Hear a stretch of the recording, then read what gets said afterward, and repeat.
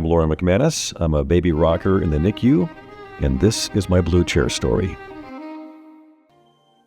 I normally rock babies 2 days a month on Tuesday mornings, and when I arrive at the NICU, there's a wash-up process that you have to go through, which really is pretty good because that 3 minutes of washing my hands and my arms kind of gives me an opportunity to reflect on what kind of work is being done in the NICU. You know, all the doctors and the nurses and support staff and what they have to go through.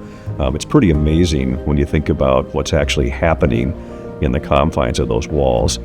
But once my wash-up is done, then I do a little bit of stocking of some of the supplies they need, and eventually I'll get a call to come and rock a baby.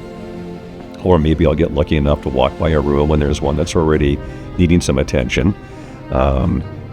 And then from there, it's just, rocking the babies until my time is up. And I think the direction toward baby rocker was inspired by my work with the police department. I was an officer for about 26 years in various capacities with the Sioux Police Department. And of course, during that time, I had lots of interaction with children, and not always in the best circumstances for them, clearly.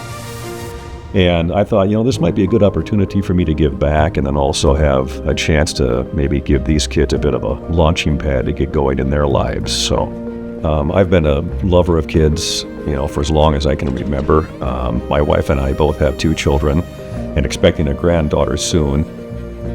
I think it'd be hard to find a better feeling than to be able to walk into a room where a baby is struggling to be comforted and to pick that child up and hold them close to your chest and give them some love and a little bit of stimulation and help them calm down. And I think just the vibration and the different voice tonation, they seem to settle down pretty quickly.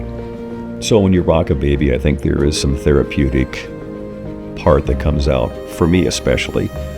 It gives me an opportunity to kind of reflect back on maybe things I've done in the police department or just things I've done in general in life. And when you're rocking that baby, you have that time to think.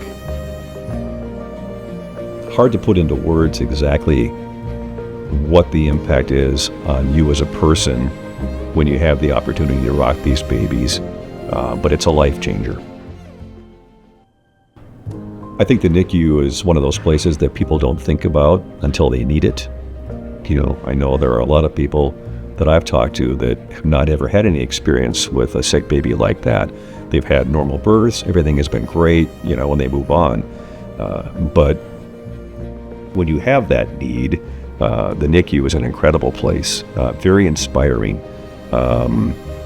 It's just interesting to see what these young kids are having to go through, and I think it gives you an opportunity to really think about your life and maybe how lucky you have it. But I also think that you have to look at what the possibilities are. That's the other thing I think about when I walk into the NICU is there might be 28, 30, 52 babies, who knows how many they have, but every one of those babies has possibilities that you hope that they get to eventually grow up and enjoy.